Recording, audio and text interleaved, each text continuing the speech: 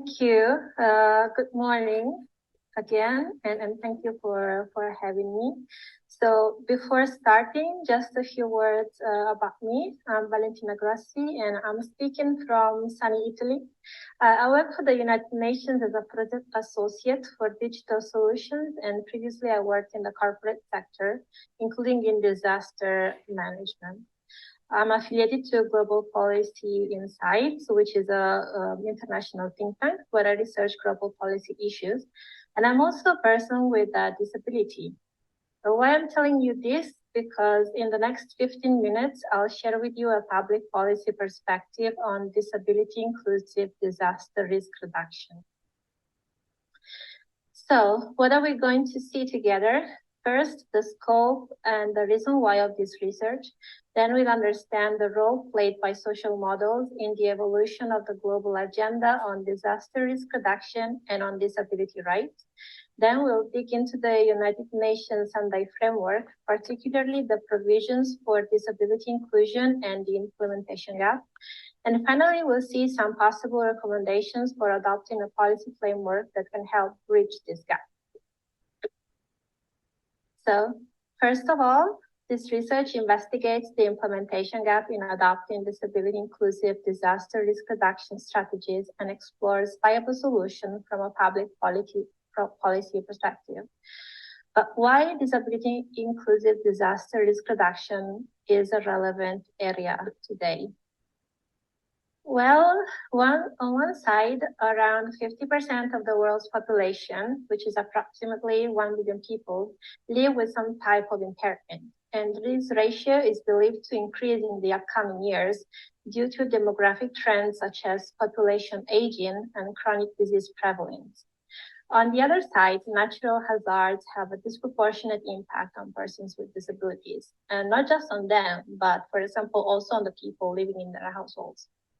And finally, if we zoom out into a global perspective, we see that both disability and disasters impact low-income countries unevenly. So if we put together these three aspects of disability, disasters, and global dimension, we can acknowledge that exploring disability-inclusive disaster risk reduction is a relevant field of analysis for both human rights promotion and also for sustainable development. But exposure is not the only connection between disability and disaster. In fact, there's another similarity. Both the agendas on disability rights and on disaster risk reduction were influenced by social models. And what does it mean? Well, the International Framework for Disaster Risk Reduction was born according to a pure assisted approach, mainly relying on technical and scientific aspects. But things started to evolve as higher emphasis was put on human factors in reducing vulnerability. So the importance of the human perspective became so relevant that it is embedded now in the United Nations definition of disasters, which, by the way, doesn't establish a direct relation between natural phenomena and disasters. And now the International Framework for Disasters has evolved to a global strategy which is connected with sustainable development goals. Similarly, the International Framework for Disability Rights has evolved from the initial approach of medical model, which defined persons according to the disability, to the social model. And the social model shifted the focus from the medical lenses to the social barriers faced by persons with disability.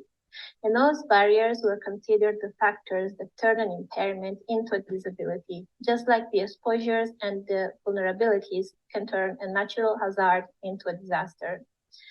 But if these two topics are so, let's say, interconnected, where is the meeting point? Well, finally, the Sendai framework integrated disability-inclusive disaster risk reduction into a global agenda. And in fact, the framework recognized persons with disabilities and their organizations as critical stakeholders. It also identifies governments as responsible for engaging them along the disaster risk reduction process, particularly for preparedness. This inclusive approach has some very practical implication on those 1 billion people that I mentioned before. First, By involving people with disabilities and their organizations in the risk assessment, we can ensure that the output considers all the potential threats, including those targeting this specific group. And secondly, involving people with disabilities and their organization in the design and in the implementation of disaster plans is likely to increase the adoption of universally accessible measures, which can fit both the requirements of people with and without disabilities. Moreover, persons with disabilities are explicitly encouraged by the Sendai framework to play a leadership role in promoting universally accessible approaches, not just being contributors to the process. And finally, one of the 7 measurable global targets established by the Sendai framework, Target E, is to increase the number of countries with national and local disaster risk reduction strategies. So following the principle that we've seen so far, these strategies should be disability inclusive, but is this the case? Well, implementation data and reports are not encouraging, as they show an insufficient number of policies and a limited level of inclusion along the process.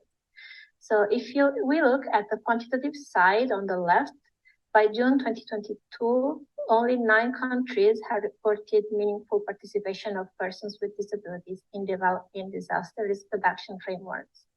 And almost half of them were plans rather than policies, which may indicate that the attention was more focused on the operational level rather than on the strategic action. Moreover, almost all of them were developed for the national level, which potentially can leave a blind spot at the local or at the community level. If we look at the qualitative analysis on the right, the United Nations Disaster Risk Reduction Report acknowledged that many strategies fail to include people with disabilities in the risk assessment or in the policy formulation process. Failures include, for example, not addressing disability inclusion in collateral policies, not allocating exemptive budgets, not promoting the development of expertise in this field, and also not collecting or exchanging disability disaggregated data that can really improve the assessment phase. So the situation didn't look very bright, and this is why I wondered how can we bridge this gap in policymaking. And of course, we don't need another practical toolkit, but something that can address the policy challenge. And this is why I elaborated on a multi-layered disability inclusive disaster risk reduction policy framework that, if adopted, could help national and local governments in making disaster risk reduction policies more disability inclusive. So let's take a closer look at the framework in the following slides. Well, the first step is to set the agenda, and the stakeholder map shows that policy-making capability right now is concentrated among actors with low interest, like national or local governments, or with high interest but low influence in defining the national agenda. And the force field analysis on the right confirms this pushback by government actors that are mainly due to the voluntary nature of the Sendai provisions, and also on the consensus-based nature of state budgeting. But based on this analysis, still we can identify some possible accelerator that can help move from what I call policy waiting to policy making. And these success factors can include, for example, to promote public forums and civic engagement initiatives for a bottom-up approach based on a vaccine, or to adopt data-driven and transparent policy action that may also help build consensus and justify the budget allocation. Also involve the corporate sector that, for example, can be a win-win in the case of ESG reporting obligations, or even to incorporate disability inclusive disaster risk reduction in the criteria for development banks and international donors, or shift this issue also to a regional level. The second challenge is policy formulation, which means how to ensure that once the agenda is set, so once the policy process has been launched, these policy outcomes are really disability inclusive. And based on interaction maps, we can target the main stakeholders that can really drive the change and can define possible actions. Some of these actions include, for example, policy co-design through accessible consultation, even online consultation platforms or hackathons, or working with NGOs and persons with disabilities at the local level to really understand their narrative and their requirements, or even to engage with universities and with centers of expertise to work on standards and on technical support for the risk assessment phase, for example, or even involve the media and the communication professionals in establishing some disability inclusive communication protocols, especially for emergency communication. But however, all these actions don't come for free. And in fact, the third challenge is the financial aspect. So it is fundamental to allocate budget, not just for disaster policies to make them disability inclusive, but also for all the other interconnected policies. For example, from education, healthcare, welfare, even to fiscal policy to ease financial pressure on disability inclusive measures. On the other side, increasing public spending on prevention can also generate pushbacks because, let's be honest, prevention becomes relevant to the public opinion only when disasters occur. It's very, very hard to justify budget for prevention measures in times of not disaster. And that's why it's crucial to work on data collection and data sharing to educate both citizens and governments on the cost of mismanaged disasters. And finally, the last pillar of this framework is distributed governance. Distributed governance doesn't mean to fragment responsibility, but to ensure that every stakeholder and we have seen a variety of stakeholders so far, can contribute for its part. And in this matter, even governance should be inclusive, not just the outcome of the policy making. For example, if there is a disaster task force or if there is any governing body for disaster risk reduction, it should include a disability focal point. So the same disability inclusive disaster risk reduction policies must define the governance system regarding ownership, activities, resources, and controls, and also identify the ownership of the policy measures and of the respective fundings, because distributed governance can really turn into some sort of political fragmentation that it should be avoided. So in conclusion, we've seen how, despite the numbers at stake and the available international instruments, there is still a gap in implementing disability inclusive disaster risk strategies. And this gap lies in the lack of disaster policy adoption and in the inadequacy of non-inclusive policymaking. And it's also clear that governments are the primary responsible for establishing disability inclusive disaster risk reduction policy frameworks, because without the support of a national or a subnational strategy, local projects is having a limited impact or a limited scalability. To achieve this gap, we saw that governments can adopt a multi-layered policy framework that embeds disability inclusion all along the policy process, from agenda setting to policy formulation and budgeting, and it is sustained by a distributed governance framework. So I just want to leave you with the words from Ms. Mami Mizutori, the Special Representative of the United Nations Secretary General for Disaster Risk Reduction, who recently said that what we don't want to do is to tick boxes. We want to make sure that when we engage with persons with disabilities, they are heard, understood, and that we follow up with action.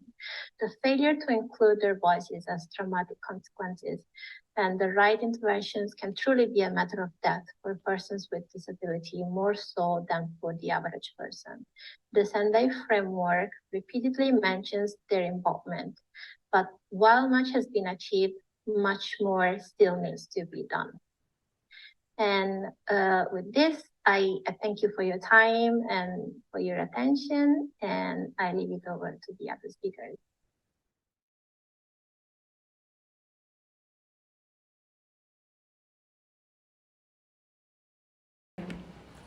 Muchas gracias igual por la invitación a hacer esta presentación.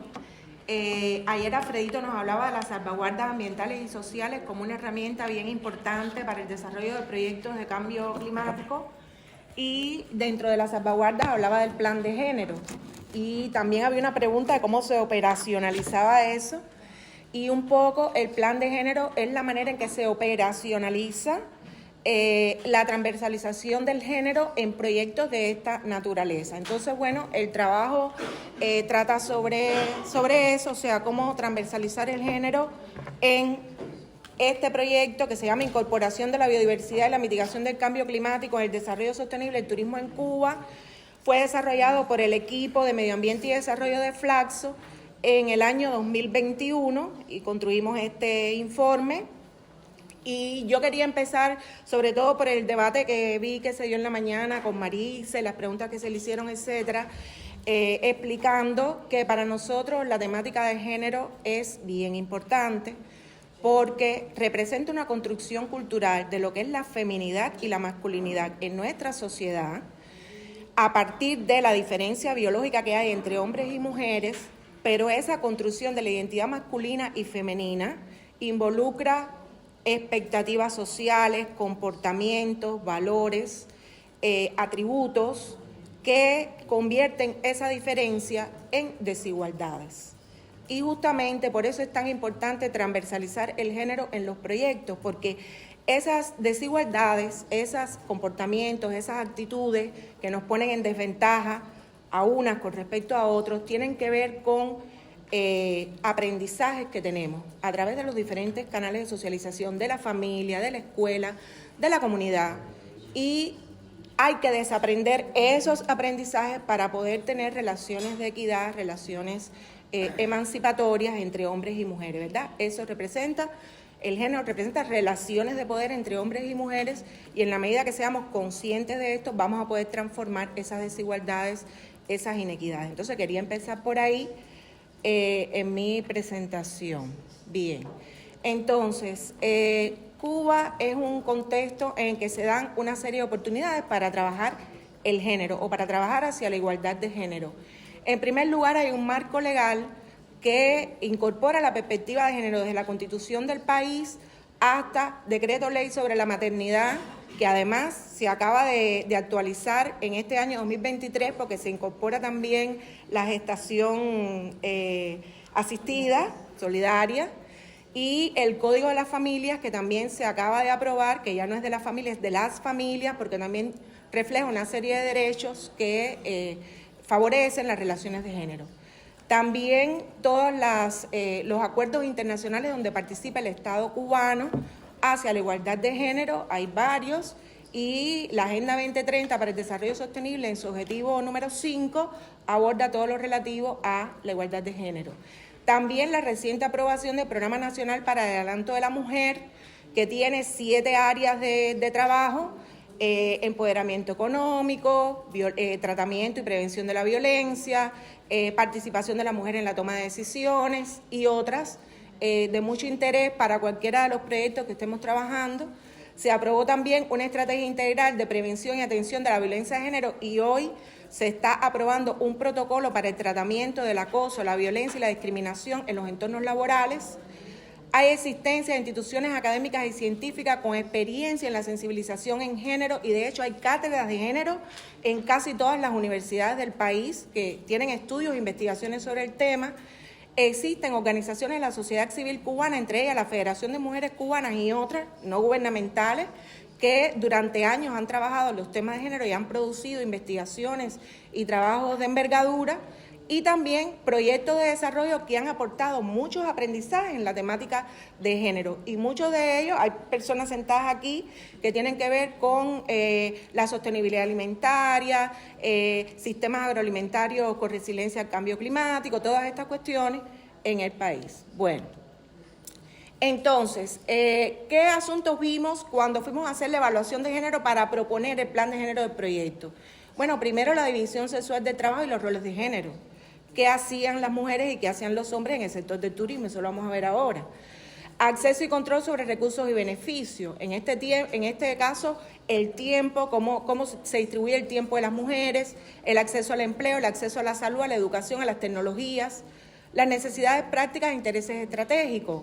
O sea, en qué medida hay servicios de apoyo, hay sensibilización sobre la violencia, sobre sus manifestaciones, en qué medida las mujeres reciben formación en las temáticas de género y el liderazgo y la participación relativo al acceso a los puestos directivos y la participación de ellas en la toma de decisiones. Entonces, lo primero que nos planteamos fue un análisis documental, o sea, qué se había producido en el país sobre género en el turismo, las relaciones de género en el turismo, y además aplicamos 20 encuestas, 13 a mujeres y a 7 hombres, de los gobiernos municipales, centros de investigaciones y hoteles de Matanzas y Ciego de Ávila, que son los lugares donde el proyecto, sitios de intervención del proyecto. Entonces, en el análisis documental encontramos trabajos muy interesantes. Bueno, en primer lugar, ahí vimos que el 49% de la fuerza laboral en el turismo eran mujeres, o son mujeres. En el 2021 esa era la foto. Y que el 41% de las personas en cargos directivos en el turismo eran mujeres. O sea, estábamos bien representadas en los cargos directivos. Y en estos trabajos, que por cierto eran trabajos, uno de ellos una investigación en Cayo Coco, Ciego de Ávila, y otro en el Centro de Hotelería y Turismo aquí de Matanza, o sea, eran trabajos de las provincias que estaban, las provincias sitio de intervención del proyecto. Una de las cuestiones que salían era que había segregación vertical y horizontal por género en el mercado laboral. Y en ese sentido, ellos, o sea, una de las miradas que hacían estos investigadores es que las mujeres estaban en puestos relacionados con los servicios, camareras, limpiezas, y los hombres en puestos de jardinería, en puestos de transporte, o sea, choferes. Era una de las cosas que veían.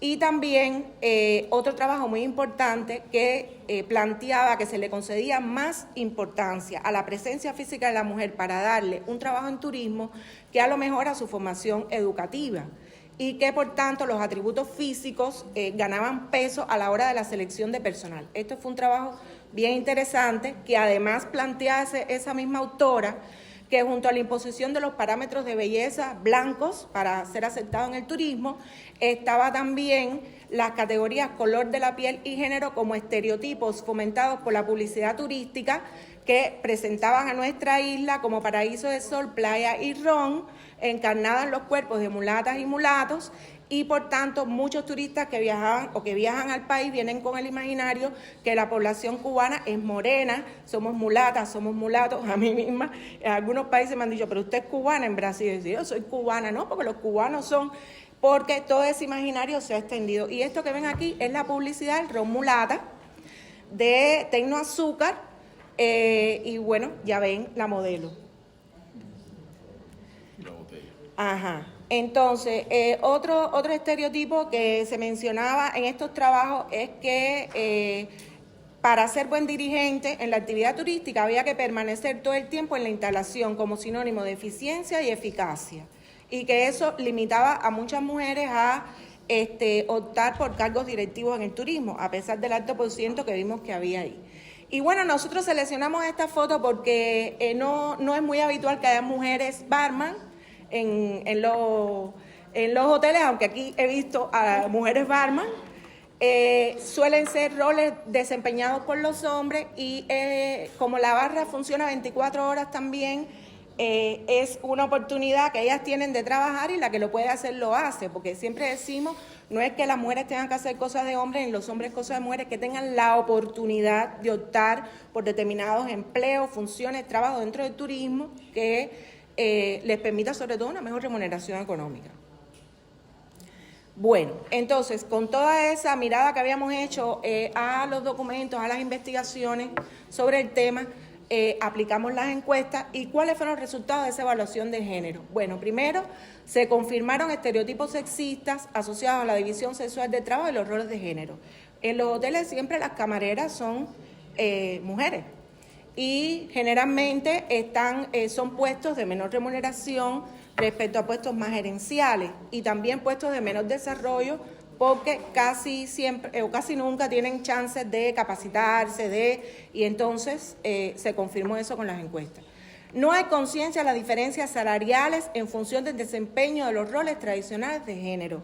O sea, se entiende que cualquier trabajo que se realice en el turismo, bueno, es beneficioso, es bueno. Esta mirada más de cuánto se gana en un rol, cuánto se gana en otro, no estuvo presente en la respuesta que dieron en las encuestas. Baja participación de las mujeres en los espacios de toma de decisiones en esos lugares donde, en esas percepciones que dieron las personas que llenaron las encuestas. Aunque existe paridad salarial, no se valora la afectación que sufren las mujeres en el salario promedio anual a causa de su rol de cuidadoras. Disparidad en cuanto al acceso y control de los recursos por los puestos directivos están ocupados por hombres en esas instituciones donde aplicamos la encuesta. Refieren entre los sistemas de apoyo a las mujeres horarios flexibles y transporte de trabajadores. O sea, se plantea este sistema de apoyo para las mujeres. En la comunidad no salieron sistemas de apoyo. Existe poco conocimiento de las normas legales que respaldan la equidad de género en el país y el total de personas refiere la ausencia de mecanismos en su institución para gestionar la equidad y eliminar brechas de género. El turismo, de hecho, en ese momento no tenía estrategia de género. Sin embargo, el Ministerio de la Agricultura, que era una parte interesada del proyecto, sí la tenía ya. Todas las personas indicaron que no existe violencia de género en su contexto laboral. Falta de conciencia sobre las cargas culturales que inciden en la falta de tiempo de las mujeres para la recreación, el descanso y el desempeño de cargos directivos. Bueno, a partir de todo esto, fíjense, el plan de género es algo más amplio. De hecho, se diseñó dentro del propio marco lógico, con porcentajes y todo. Yo hice aquí un extracto, una síntesis en aras del tiempo y porque no se podía traer todo, pero bueno. Se decide como plan de género que la unidad de gestión del proyecto debía conformar un equipo técnico especializado en género con una persona referente de género encargada de incorporar esta perspectiva en las diferentes acciones. Esa es una primera cuestión. Que esa unidad de gestión del proyecto debe promover la capacitación al inicio del proyecto, lo que permitiera un enfoque de género en su implementación, porque si no hay conciencia, si no se conoce, si no se sabe leer, no se tienen puestos los lentes de género, hay que empezar por capacitar. Los porcentajes de participación están integrados en todos los resultados y actividades del proyecto. En cuanto a la participación y toma de decisiones, se ha determinado una participación del 50% de mujeres. Intencionar la participación de los adultos mayores, personas con discapacidad, jóvenes, niños y mujeres en las acciones de sostenibilidad ambiental que incorporen la conservación de la biodiversidad y la mitigación del cambio climático para reestructurar el sector turístico después de la pandemia. El proyecto en todas las evaluaciones y estudios debe incluir formatos de participación desagregados por sexo, género y edad para evaluar las estadísticas de la población participante. También debe promover la participación equitativa de las mujeres en capacitaciones, reuniones y asistencia técnica y garantizar la participación plena y efectiva de las mujeres teniendo en cuenta la movilidad a distancia, la carga de trabajo, la distribución del tiempo y las cargas culturales de mujeres y hombres. Para los procesos de información y consulta del proyecto se debe contratar y capacitar personal con experiencia en enfoques de género. Las actividades de sensibilización y formación deben tomar medidas para garantizar que no se refuercen estereotipos de género. Los productos de comunicación a ser producidos por el proyecto no deben reproducir imágenes sexistas que refuercen estereotipos y deben demostrar buenas prácticas en este sentido. Sería recomendable contar con expertos en comunicación y género. Se debe dar prioridad a las mujeres para el desarrollo de emprendimientos de turismo de naturaleza, para el intercambio de experiencias y para liderar y participar en las acciones propuestas por el proyecto. Y se recomienda implementar el modelo de calidad con equidad de género desarrollado por el MINTUR como una buena práctica en la transversalización de género en el sector turístico. Se sugiere invitar a expertos del MINTUR o que el equipo técnico de género y otros actores visiten las instalaciones hoteleras para que se aplique el modelo. Este es un modelo de género que está en Uruguay y que nosotros planteábamos que se podía aplicar en Cuba. Fue una de las sugerencias que hicimos dentro del plan de género. Bueno, hasta aquí, en síntesis apretada, el plan. Tiene muchas más cosas, pero bueno. Vamos bien.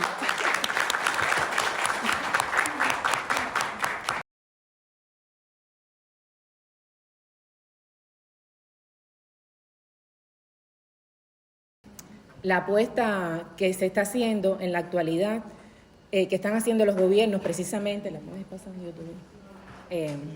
apuesta que están haciendo los gobiernos precisamente de cara a una movilidad más inclusiva, más equitativa, a partir de la reducción de emisiones de carbono a la atmósfera y en ese sentido también reducir las desigualdades que se expresan en los desplazamientos que tienen las personas de manera cotidiana. Eso en el caso Cuba viene a concretarse a partir de acciones puntuales y de proyectos, como es el proyecto Neomovilidad, que es la experiencia que les voy a compartir en el día de hoy.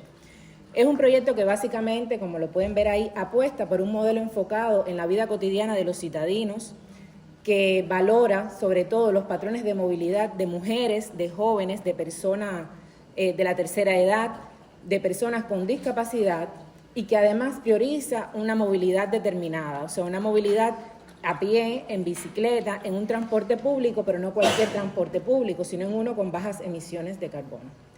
Y que lo hace bajo la premisa de que sean modos más sostenibles, más saludables y al mismo tiempo más equitativos.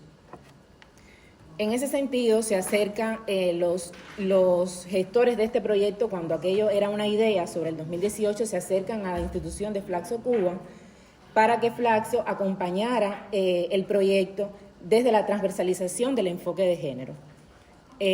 Nosotros, atrevidas que fuimos, propusimos no solo transversalizar el enfoque de género, sino también el enfoque generacional. Luego nos enteramos que estaba haciendo el primer proyecto que desde su diseño PNUD estaba acompañando y que transversalizaba no solo el enfoque de género, sino también otras desigualdades, como era el enfoque de generacional. Cuando hicimos ese primer taller para el diseño de lo que quedaría como al final, proyecto final a presentar, nos levantamos mucha información, sobre todo sobre cuáles eran esas desigualdades que experimentaban las personas en su movilidad. Y ahí salía constantemente el tema de las personas también con discapacidad y la experiencia que tenían. Entonces no lo declaramos, pero sí constantemente desde la sensibilización, la capacitación y todos los resultados que tenemos de cara al proyecto han tratado esas tres dimensiones: género, generacional y el enfoque de discapacidad. Eso nos llevó hasta grandes discusiones porque no se entendía que lo hiciéramos no solo de manera separada, sino también que lo hiciéramos con ese enfoque interseccional, porque no era solamente ver cómo afectaban la movilidad a las mujeres y a los hombres, sino cómo aquellas mujeres de la tercera edad, por ejemplo, y que además padecían tenían una situación de discapacidad. Eso nos llevó a grandes discusiones, pero bueno, finalmente es un proyecto que tiene 4 equipos técnicos, un equipo más dedicado a la parte de las emisiones, un equipo dedicado a la parte de infraestructura, uno dedicado más a la parte de movilidad y uno el nuestro, que lo coordinamos desde Flaxo, que es el equipo técnico número 4, que se dedica a la transversalización de la equidad de género y generacional, y tiene ese mandato dentro del proyecto. Dentro de los talleres que hicimos al principio, empezamos a develar patrones de movilidad y brechas de equidad que un poco dentro de los análisis que hacíamos tenían mucho que ver con lo que estaba pasando, sobre todo en América Latina. Entonces, en ese sentido, los talleres básicamente develaron desigualdades sociales en temas de brechas de género, por ejemplo, para los usuarios del transporte, que lo intencionamos así, en el que se analizaron esa sobrecarga de roles que aún permanece para la mujer cubana, el traslado que tienen las mujeres cubanas, sobre todo con personas dependientes, como los niños, las personas con discapacidad. Otras de las desigualdades que veíamos era la vulnerabilidad de la mujer en los medios de transporte y ese traslado, sobre todo en lo que se le llama la última milla en América Latina, que es cuando ya llega ese transporte público y la mujer llega al final del viaje y tiene que trasladarse entonces de la parada del bus o de la guagua hacia su casa. y cómo puede experimentar situaciones de acoso, de violencia, mucho más que los hombres. Y la insuficiente cantidad de asientos en ese sentido en el transporte público solamente para las mujeres embarazadas, mujeres con niños y tal. También lo quisimos hacer al interior del sector transporte, con los trabajadores. Y ahí veíamos que había una limitada presencia de mujeres en puestos directivos, había un lenguaje agresivo hacia las mujeres en la institución, pocas mujeres ocupando cargos con mayor remuneración, desfavorables condiciones higiénico-sanitarias, eran algunas de las desigualdades que salieron en aquellos primeros talleres. En el tema de las brechas etarias nos salían las personas adultas mayores que carecían de soportes técnicos en algunos medios de transporte, que no siempre había sensibilidad para darle los asientos, personas de la tercera edad que no siempre pueden desplazarse en medios de transporte más cómodos y más caros, como las gacelas, por ejemplo, los ruteros, taxis, etc. Insuficiente e inadecuada gestión de la información en los medios de transporte, inexistencia de servicios especializados para recogida a domicilio, en fin. Como usuarios del transporte eran algunas de las desigualdades que se fueron levantando. Ya al interior del sector transporte veíamos el difícil acceso de los jóvenes a puestos claves de dirección, las desigualdades de oportunidades de capacitación, que el sector estatal de transporte era poco atractivo económicamente hablando para los jóvenes y fueron de las desigualdades que salieron. Ahí mismo salieron las de condición de discapacidad que tenían mucho que ver con lo que salían para las personas de la tercera edad. Entonces empezamos a ver ahí un foco de análisis que no fue factible para poder trabajar todo lo demás que hicimos. Bueno, dentro de los resultados, para poder llegar a ellos, veíamos la necesidad de hacer una revisión y un análisis de normativas, de documentos rectores, de planes de capacitación, de estrategia de género que ya existía en el Ministerio o que existe en el Ministerio de Transporte, que no está actualizada, pero existe, y del Grupo Empresarial Automotor. La revisión y análisis de estudios internacionales sobre todo, porque nacionales no voy a ser absoluta porque la ciencia no me lo permite, pero realmente no hemos encontrado, o sea, hemos encontrado muy pocos, por no decir casi ninguno, sobre desigualdades que se manifiesten en los procesos de movilidad de las personas. La revisión de instrumentos diseñados por otros equipos fue otra de las cosas que hicimos como grupo, y el aporte a la encuesta de movilidad que se aplicó con preguntas sobre todo en el tema del acoso. Hemos hecho a lo largo de estos años, desde el 2019 que fue aprobado, talleres de sensibilización, de capacitación, de procesos de diagnóstico participativos sobre las desigualdades sociales que se experimentan en la movilidad urbana y a la vez la propuesta de identificar premisas indispensables que deben tener estos tres grupos que son o estos tres equipos que son los que trabajan dentro del proyecto, fundamentalmente, en principio, para la realización de obras de infraestructura, cuáles eran los elementos que debían de tener en el tema género, en el tema generacional, para poder precisamente llevar a cabo esa realización de obras de infraestructura, el corredor, de los corredores, terminales, paradas, para la compra de los vehículos que fueran, en principio, tuviesen un enfoque inclusivo esa compra. Digamos el caso, al principio lo que se pensaba traer era un ómnibus eléctrico y aquello derivó entonces en la compra de los triciclos eléctricos, que los que son de La Habana lo han visto, cómo ha venido a salvar un poco el contexto que ahora mismo tenemos. Y bueno, las bicicletas, que también ha sido otro de las compras de vehículos. Y la elaboración de productos comunicativos, dígase postales, plegables y una guía metodológica, que acá la tengo y se las voy a pasar, como herramientas para transversalizar la perspectiva de género, etaria y de accesibilidad en la gestión del transporte. Esto, aunque lo hicimos para este proyecto, creo que tiene pistas, se los voy a pasar, ahí está el plegable, hay postales que también ilustran muy bien lo que hemos intentado aportar, vienen muy ilustrativas, creo que lo hicimos con toda la intención junto a la Facultad de Comunicación de que pudiese llegar a todos los grupos etarios, dígase desde los niños y la sensibilización que hay que tener con ellos hasta las personas más adultas. Pueden pasarla, pueden pasar para allá. Esta que es la cartilla, que en principio es para el equipo de gestión del proyecto, porque ofrece conceptos, pistas, herramientas para que los actores, cualquiera que sea su tarea, visibilicen cómo tener en cuenta el enfoque de equidad de género, etaria y de accesibilidad. Al mismo tiempo, cómo debe ser el cumplimiento de esos objetivos y visibilizar cómo puede afectar de manera positiva o no a las personas de forma diferenciada, y que considera además los beneficiarios y beneficiarias de las necesidades específicas que supone la condición de ser hombre, mujer, persona con discapacidad, adulto mayor, adolescente y todas esas características. O sea, es un producto que, como les comentaba, tiene conceptos básicos: el concepto de género, de equidad de género, de etaria, de accesibilidad, que es con un criterio interseccional, pero además multidimensional, donde se analizan o se ayuda para que las personas puedan analizar y vean cómo se pueden disminuir esas brechas, con un modelo metodológico además, con principios de la equidad en cualquier proceso de la gestión del proyecto. O sea, visibiliza la importancia de estas dimensiones y de transversalizar estas dimensiones en los proyectos, porque es necesario transversalizarlo.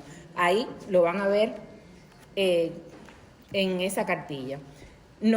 Desde el principio de la cartilla nos viene provocando en cómo sacar provecho de ella, con ese camino necesario para la transversalización, con esos conceptos básicos, con interrogantes frecuentes que nos podemos estar haciendo, y que aquí han salido algunas. Sobre todo esa está más destinada a la movilidad, pero también sirve para otros proyectos con otras temáticas. Principios para la gestión de los proyectos, herramientas que no se deben olvidar, y un muro en el que poníamos ahí los diálogos que han tenido las personas que han formado parte de nuestros talleres de capacitación y de sensibilización. Bueno, otro de los productos que teníamos era la elaboración o el acompañamiento en la elaboración de la estrategia de género de la Dirección General de Transporte, que es la entidad implementadora de este proyecto. Esa estrategia, como la hicimos también desde una metodología participativa, no se quedó en estrategia de género, sino que derivó a estrategia de equidad, a partir de que no solo era la desigualdad de género la que ellos veían como una necesidad de análisis de trabajo, sino que también vieron la necesidad de visibilizar otras desigualdades que también estaban ahí y que eran necesarias tratarlas. Esta estrategia, que quedó como estrategia de equidad de la DGTPH, partimos en esos talleres de inicio y de elaboración de esta estrategia de 3 interrogantes fundamentales. Primero, ¿dónde estábamos? A partir del diagnóstico que se realizó, que se le aplicó a los trabajadores y las trabajadoras de la Dirección General de Transporte, que además vino en devolución y luego en presentación de cuáles fueron esas principales problemáticas, y la conformación del equipo que podía formar parte de ese diseño, de esa estrategia. Ahí nos planteamos dónde queríamos ir y cómo íbamos a hacer este viaje y con quién. Bueno, les presento solamente la ruta metodológica que seguimos en el trabajo. Esperemos que lleguemos a la ruta, y hay un momento en que en una diapositiva se pone un poco lenta. Pero bueno, en esa ruta metodológica, ya le diste, pero no ha llegado. En esa ruta metodológica para la construcción de esta estrategia, en principio, era la organización y diseño del ejercicio para esa formulación. O sea, era convocar, sensibilizar a los actores, poner en común conceptos, enfoques y visiones y acordar los principales valores. En un segundo momento era identificar el análisis de la situación actual a partir de ese diagnóstico que se realizó, identificar cuáles eran los desafíos, las acciones, cómo esos desafíos y acciones se iban a convertir en líneas de acción, identificar y analizar las brechas de equidad existentes, interpretar de manera integrada esa información, analizar la viabilidad de las posibles líneas estratégicas y luego socializar, validar y retroalimentar esos resultados del diagnóstico.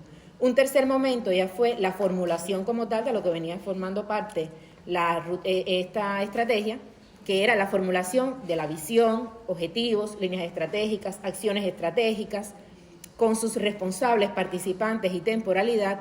Y bueno, finalmente la presentación de la estrategia y validación, que en ese punto ahora mismo es donde estamos. Aún no hemos logrado presentarla y no hemos logrado validarla, aunque hay personas del equipo de dirección de la DGTPH que forman parte del diseño de la estrategia. Bueno, solo compartirles algunos de los proyectos con los que hemos logrado articulación y sinergia, como es el PEMUS, como es el Corredor de 10 de Octubre, que son proyectos que también se están gestando en la ciudad de La Habana, Velocuba, Biciaventura, Cuba 8, SAS Bicimensajería, que son proyectos más no implementados desde el sector estatal, sino son proyectos más de desarrollo local, o sea, que han derivado en desarrollo local, en fin.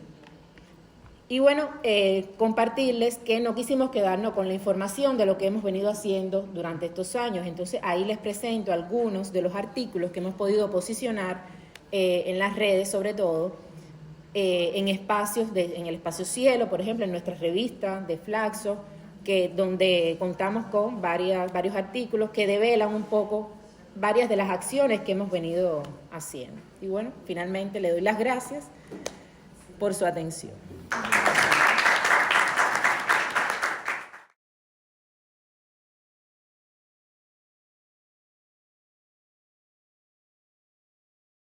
Bien, yo vengo, en lo que pone la presentación, vengo a comentarles un poco de cómo, de cómo las ciencias sociales han venido, junto con las ciencias naturales, al rescate de la vida en la zona costera.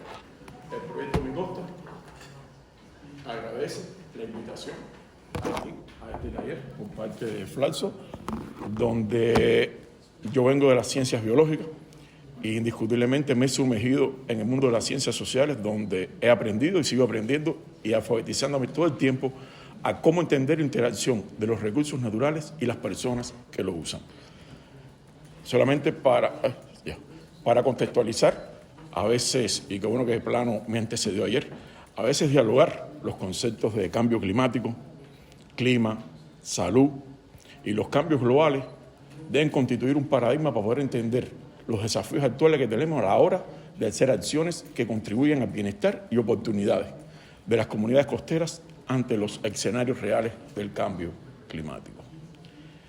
Este proyecto es un proyecto del Fondo Verde del Clima, por lo tanto es un proyecto que tiene un basamento científico sólido, contundente, no perfecto, pero lo suficientemente fuerte como para lograr convencer a los financistas de que sabemos hacer bien las cosas y que en el transcurso del proyecto vamos a aprender a hacer muy bien la racionalidad climática para que contribuya a mejorar los formatos económicos de supervivencia en la zona costera. También queremos decirle que no estamos basando no solamente en los escenarios reales, sino en las proyecciones a futuro. Ya estuvimos hablando del macroproyecto y de todas las proyecciones que existen hasta el 2050 y 2100. Este proyecto tiene un compromiso político fuerte. Estamos hablando de que el Fondo Verde ha puesto 23,9 millones, pero el país ha puesto una contribución fundamental en los 8 primeros años de implementación del proyecto, pero en 22 años de mantenimiento y monitoreo. Si sacan bien la cuenta, llegamos a la proyección del escenario de nivel del mar para el año 2050. Como tal, el objetivo del proyecto es fundamentalmente devolver resiliencia en 1.300 kilómetros de costa y 24 comunidades. Además, tenemos que lograr resolver el problema de los nexos rotos y de que resiliencia constituya ara y no pedestal en la documentación política y la planificación de la zona costera. Este proyecto se establece en 2 sectores, fundamentalmente el sector occidental con Pinar del Río, Artemísima y Abeque, y un sector centro-oriental donde estaríamos hablando de Ciego de Ávila, Camagüey, Las Tunas y Granma, en un ambicioso, pero muy ambicioso proyecto de 1.300 kilómetros de línea de costa. Solamente que estaremos trabajando fundamentalmente en cómo lograr que los procesos de servicios de la diversidad biológica constituyan el presupuesto natural para la formulación del bienestar social y cómo debemos discutir y analizar que los procesos de soluciones basadas en naturaleza, de soluciones basadas en ecosistemas y de soluciones basadas en comunidades constituyen una prioridad donde existan herramientas a nivel social para poder hacer su organización. Aquí estaremos hablando de 7 asentamientos, lugares puntuales donde a nivel de país hubo un compromiso con ellos. El proyecto Mi Costa, para los cubanos del auditorio, constituye la implementación política y técnica de la tarea vida en un sector de la zona costera. Para el público foráneo, constituye la implementación del plan de enfrentamiento al cambio climático del archipiélago cubano.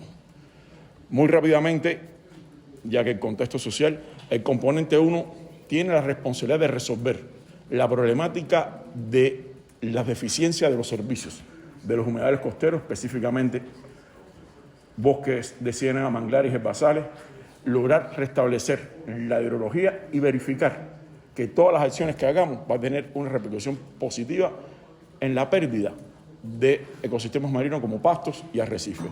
Estamos hablando de sectores donde las cadenas de productivas de pesca, turismo y agricultura, a través de la penetración de la cuña salina, constituyen uno de los principales peligros que tenemos en esta zona. Además, y bueno, qué bueno que está el doctor Del Mar aquí, el proyecto Mi Costa viene también a resolver una problemática de cómo identificamos y reelaboramos la resiliencia climática de estas comunidades a través de la plataforma de gestión del conocimiento y su aporte, ya visualizado desde el proyecto Infogeo, hacia el sistema de información ambiental. Miren, aquí Flaxo hace a la larga de los principales resultados del proyecto. Primeramente, este proyecto reelaboró, repensó y se aprobó una nueva metodología para el cálculo del frisario para proyectos de este tipo. Este proyecto, a diferencia de otros, no son las hectáreas manglares el rol principal. Aquí la caja registradora está en todas las personas que podamos llegar y en cómo de haber o lograr un cambio en la forma de pensar para tener mejores oportunidades hacia la zona costera. No es relocalizarlo, es brindarle un abanico de soluciones para que se repiensen y las soluciones se busquen a partir de buenas implementaciones de políticas, tanto de sectores estatales como del resto de los sectores privados y comunidad total, para poder tener un concepto de salud única, pero bien representado. Eso significa que no vamos a comprar grandes instrumentos, sino vamos a crear más de 31 centros de creación de capacidad y aulas anexas para lograr llegar a todas esas personas, tanto las que están en la primera línea de costa como las que se encuentran en los municipios involucrados. Ya en este año, exitosamente logramos hacer nuestro primer taller de formadores, donde está la simiente de cómo debe ser dirigida la educación a la hora de los cambios de paradigma en la forma de introducir muchos conceptos. Estamos hablando de que también tenemos un plan de capacitación ambicioso, perfectible, pero que dialoga con el resto de las planificaciones, con un robusto plan de género que todos los días tenemos que estarlo revisando, y con la implementación de las salvaguardas ambientales y sociales, donde tenemos a Alfredo todo el tiempo enseñándonos que son las personas lo más importante en este proyecto. Además, nuestra plataforma colaborativa, donde estamos introduciendo un momentito. Sí. Y bueno, y por aquí. Ya, no colaborativa. No, parece que puse el dedo mal. Solamente decirle que aquí hay un conjunto de informaciones a través de la plataforma y solamente una pequeña anécdota, pensé que está en la presentación, no la veo, una pequeña anécdota. Nosotros, a través del uso de las salvaguardas ambientales y sociales, detectamos un riesgo que se activó en Playa del Cajío. Eso es municipio Huira de Melena, que es de la provincia de Artemisa, al sur de la provincia. Y yo creo que el viento no se llevó lo que creíamos de Cajío y pudimos implementar cuán buenas eran las prácticas de las ciencias sociales en el rescate de la información de la población, en lograr construir un plan de manejo que satisfaga a las personas y devolver un nivel de confianza en un asentamiento que, por diferentes razones históricas de la zona costera, había quedado un poco al regazo del desarrollo en la parte local. Estamos hablando de un lugar donde no hay un desarrollo turístico como tiene Varadero, donde estamos haciendo aquí una instalación, y donde la interacción con el medio es más de supervivencia y pesca. Yo creo que para nosotros fue todo un reto dialogar al mismo nivel con los actores y las personas que hacen día a día en la zona costera. Para mí fue un reto especial dialogar con pescadores, amas de casa, niños, donde su concepción es de quedarse en Cajío, no en irse. En un ambiente, un escenario de migraciones donde la diferenciación y la descapitalización de la familia constituye una problemática real en algunos sectores de la sociedad. Por lo tanto, yo creo que trabajar con la desigualdad, trabajar con la inequidad, pero trabajar con la justicia social hace justicia a que, como decía Alfredito, este proyecto esté condenado al éxito en su implementación y desarrollo. Muchas gracias.